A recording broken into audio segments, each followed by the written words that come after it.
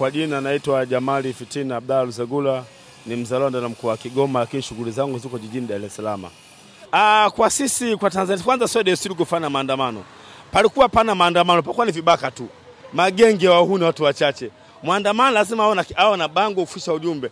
Sasa waandamanaji wanaenda kuvunja maduka au waandamani wezi. Kwa ni vibaka kama vibaka wengine.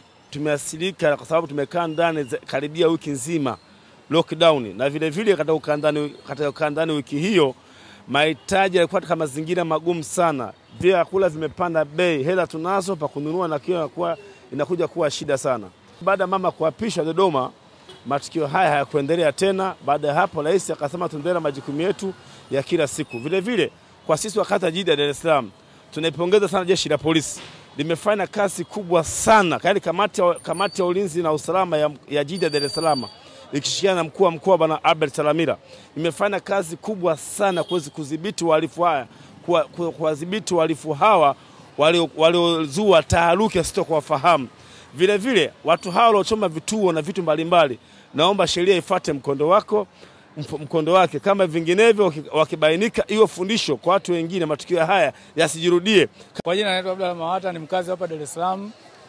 Nilikuwa naongelea kwa hali tuliyopitia hapa katikati, changamoto tuliokuwa tumepitia hususan katika swala la uchaguzi uliokuwa umepita. Hali kifupi ilikuwa si nzuri zaidi kiuchumi, baada ya kutoa lile tamko kwamba watu waendelee kukaa ndani baada ya machafuko baadhi ya sehemu ilikuwa imetokea. Kwa hiyo hali kiuchumi ilikuwa ni mbaya zaidi, baada ya vitu vilikuwa vimepanda juu zaidi. Kwa hiyo kwa kifupi hali ilikuwa mbaya sana. Tunashukuru Mungu baada ya kutoka tamko mama kuturuhusu tuendelee kufanya kazi zetu. Kwa hiyo tunamshukuru sana, na tamko linaendelea kufanywa kazi kama hivi, tunaendelea kufanya shughuli zetu kwa amani kabisa, na naomba amani izidi kuendelea.